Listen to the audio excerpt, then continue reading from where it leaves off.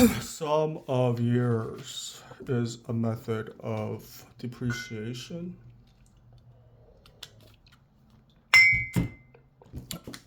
So, like with sum of years, let's say you have 5 years of useful life. 5 years useful life.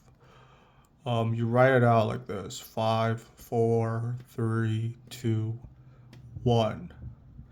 You add these together. This is gonna be the numerator or denominator. But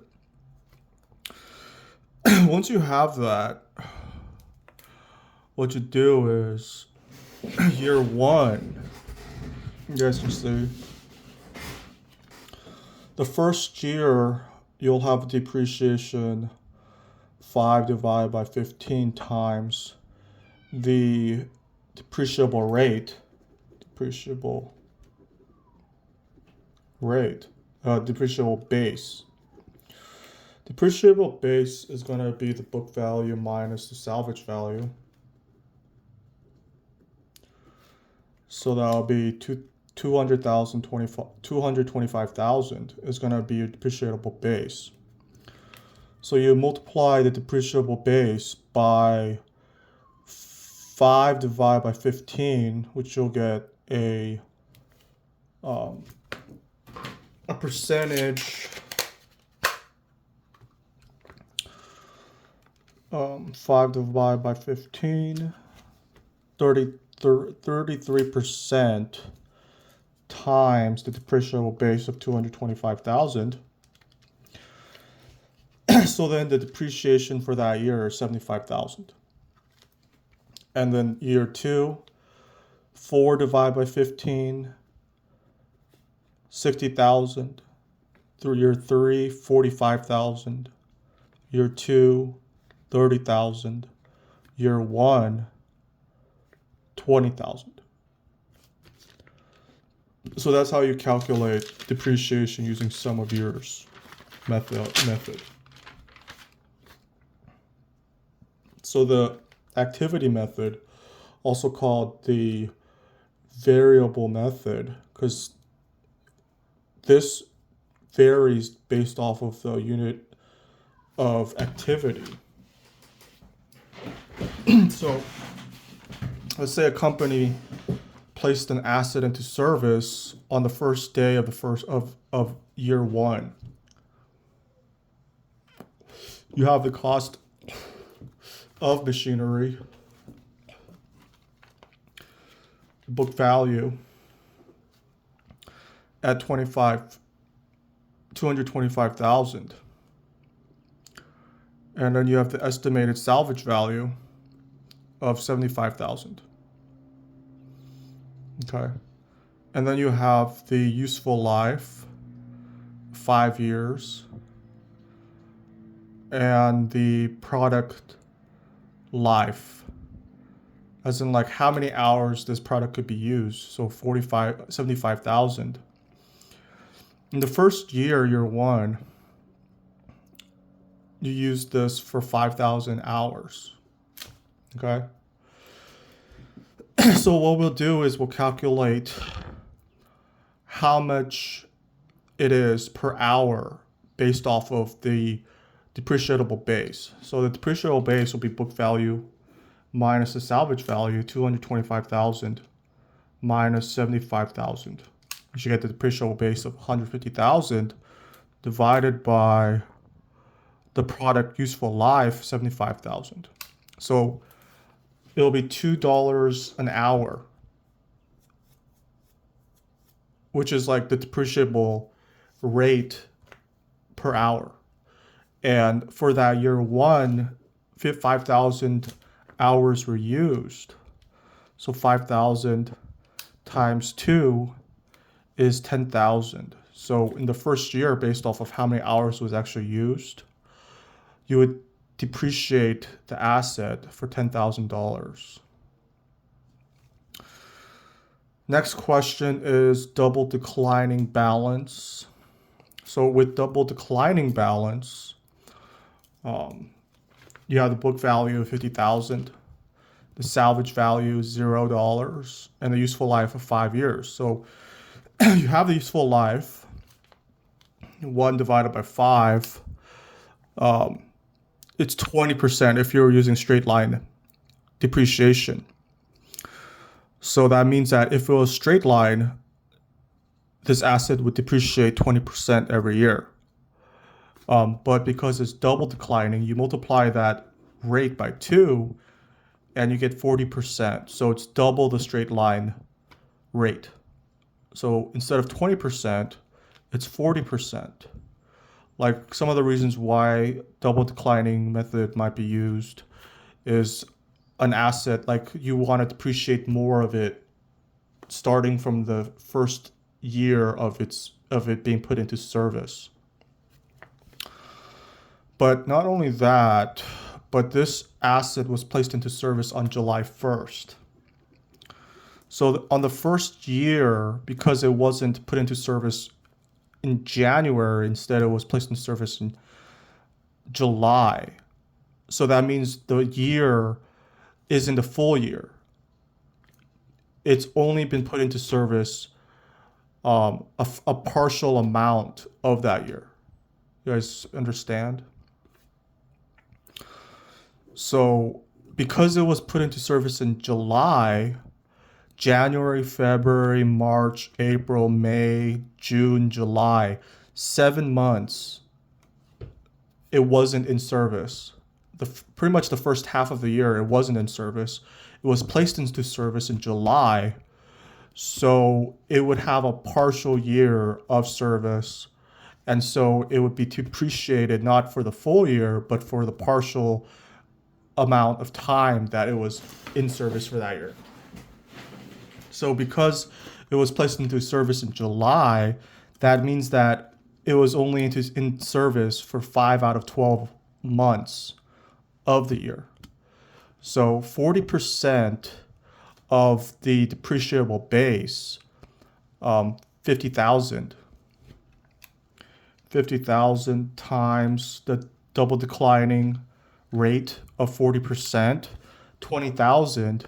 So if it was a full year based off the double declining method, it would be 20,000. But because it's a partial year, 5 out of 12, you would multiply that by 5 divided by 12. 5 out of 12. So you would see a depreciable amount of, not divided by 5, divided by 12, divided by 5. 20,000 divided by 5, 4,000. So because it wasn't the full year, it was only 5 months out of the year. Is that correct? 5 months out of the year. Let's see, 20,000. 20,000 divided by 12. So every single month it would depreciate by 1,666. Times that by 5. Actually, that's not even correct. 8,333 would be what you would depreciate it for that partial year.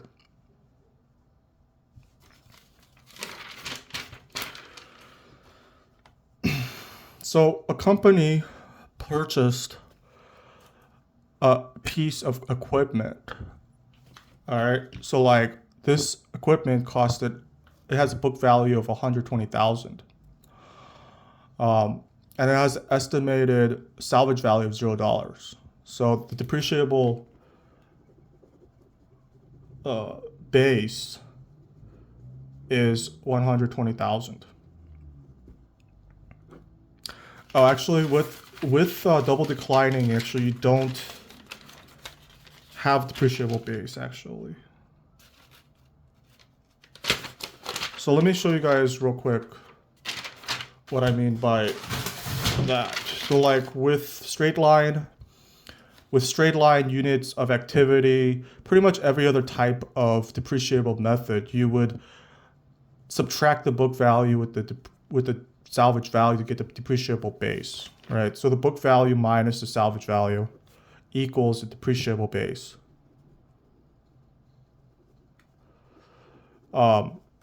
so like you would calculate it based off the depreciable base.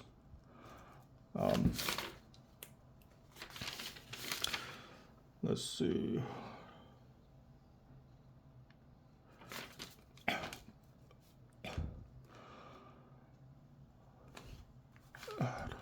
But, gosh, do you multiply it by the book value? So with double declining, let's say that the salvage value is 100,000. The book value is 200,000.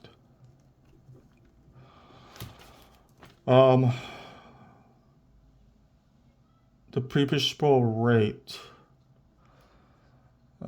well, useful life, 5 years. So 40%, year one, 200,000 times 40%, 80,000. So the accumulated depreciation, 80,000 for that year, and the current book value after that year, 120. So then year two, right? So like the remaining amount, well, 120,000.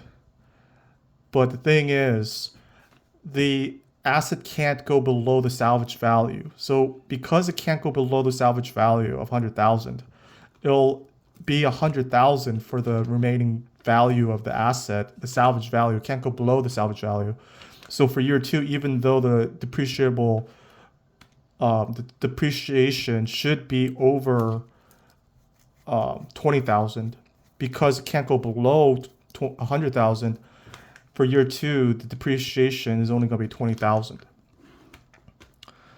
So like that's one of the reasons why for double declining, you don't use depreciable base. But for other methods, for example, like straight line, because you subtract it from the depreciable base, for example, useful book value 200,000, salvage value 100,000, so depreciable base would be 100,000. Okay, so straight line 20%. So year one, 20,000. So the book value is now 80,000. 20,000, 60,000, 20,000, 40,000, 20,000, 20,000. And then for year 1, 2, 3, 4, 5, 6, in year 6, but that's over the useful life. But let's say like 20,000. Now the book value is $0, as in like it's used up all the depreciable base, and now because it's 0, the value of the asset itself is the salvage value 100,000. So like that's a really important thing about depreciation. The reason for double declining to not be calculated with the depreciable base. Next question. So you have this question. Did we always do this?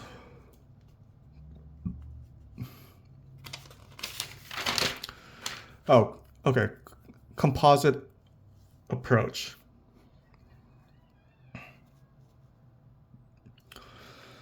So the depreciation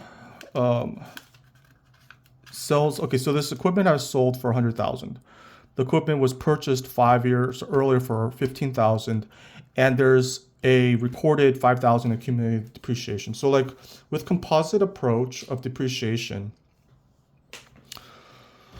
what happens is that instead of a gain or loss, pretty much what you're doing with composite is you're going to be debiting the accumulated depreciation on the sale, on the date of sale. So like for example, in this journal entry, for example, the cash, because this equipment has been sold, so it's been sold for cash of 10,000.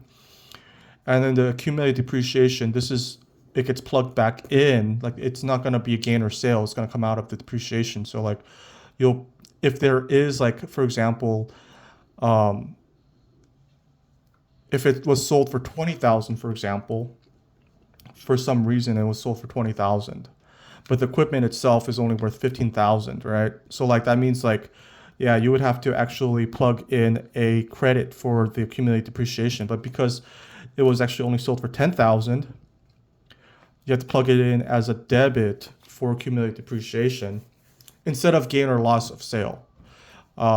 That's how you use the composite depreciation method. If you weren't using composite depreciation method, you would have to write in a gain or loss from sale instead. Okay.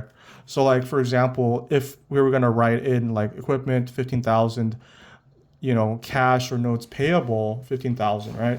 And then like, for example, you would see depreciation expense. Like for the first year, there was depreciation expense of 1,000. You debit that, and then the credit would be 1,000 for accumulated depreciation.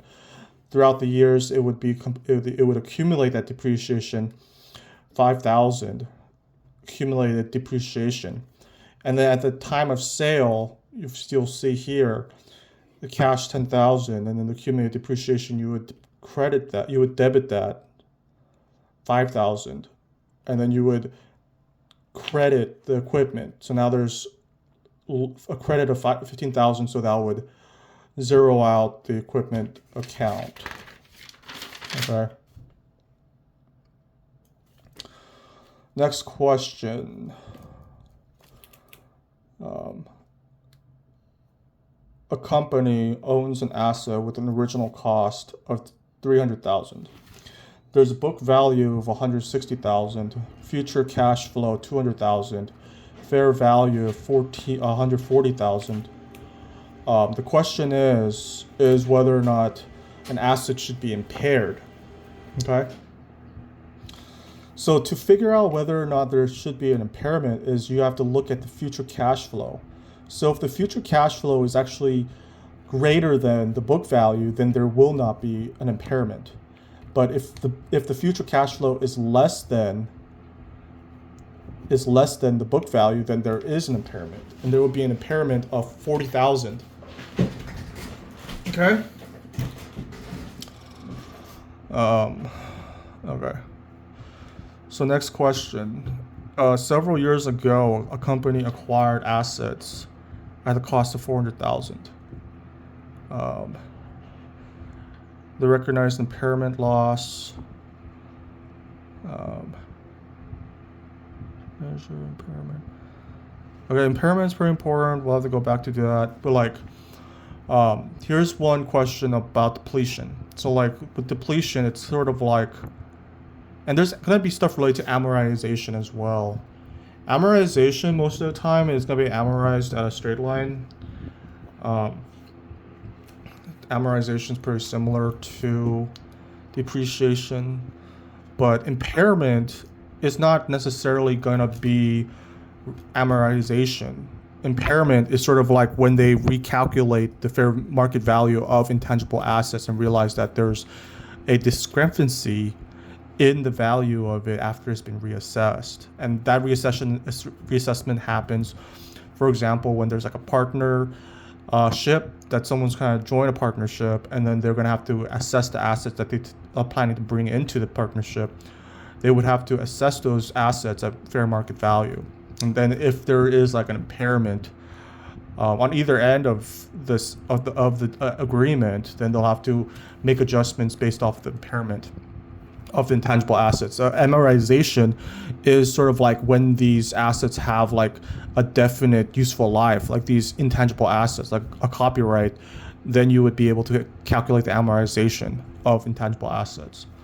But like with depletion, for example, you have like this initial investment of like this coal mine. The 15,000 you invest into this coal mine. This coal mine has 20 million tons. So like there's a 5-year useful life of this coal mine. Okay. So in the first year, they've extracted a million tons. So like what you would do is you would calculate the value of the mine based off of the initial investment. So your initial investment is 15 million. Okay, so there's 15 million dollars invested, but like there's this coal mine that actually only has 20 million.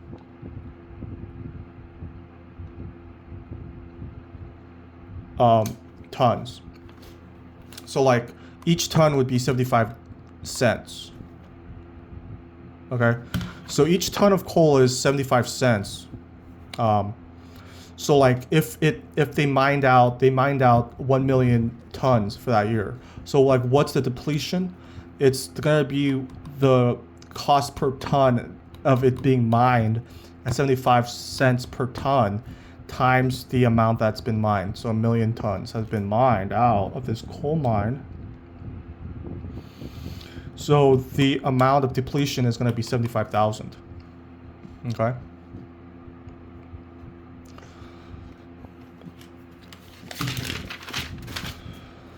Next question. So you have a company, they invested 15 million. They estimated that there's going to be 1,500,000 tons. So we'll calculate, yeah, like how much is it going to be per ton? $10 per ton, right? You divide 15 million by 1,500,000 tons. You get $10 per ton. They extracted 1 million. They extracted 100 tons in the first year.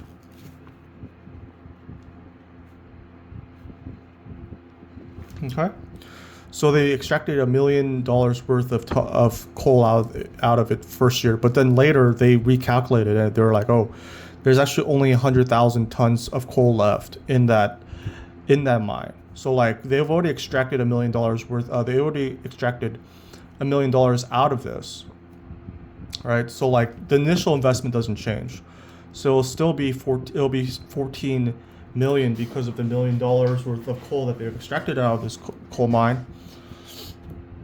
But the thing is, now they've assessed it. They realized that there's actually only 700,000 tons left in it. So like the new rate, or like the new amount, right? So like you have 14 million divided by 700,000 tons. So now instead of it being $10 per ton, now it's actually $20 per ton. Okay. So the asset turnover ratio is pretty simple. Net sales divided by total assets. So like to calculate total assets, you'll have like, for example, the starting assets and the ending assets. Like, and then it'd be like, oh, you know, December 31st, 2020, you know, and then like the ending assets for 2021. You add those two together, divided by 2, and you get the average total assets. You divide that average with the net sales. So you'll get that, you'll get the asset turnover ratio like that. Return on assets, ROA. ROA is pretty simple. Profit margin times asset turnover ratio. So if you guys have the asset turnover ratio, just times that by the profit margin, and you'll get the return on assets. Net profit margin. To calculate the profit margin, you just have to divide the net income by the net sales, times that by 100. So for example, if the net income is 120,000, you just divide that by 75,000 and times that by 100, you get the gross margin. So like once you get the gross margin, for example, 16%, you multiply it, so you're like, oh, you have to calculate the asset turnover ratio, and then you get the return on assets. So liabilities. This is pretty important. So like, let's say a local restaurant has taken a loan, 40,000, right? Cash. So like there's an AP of 40,000.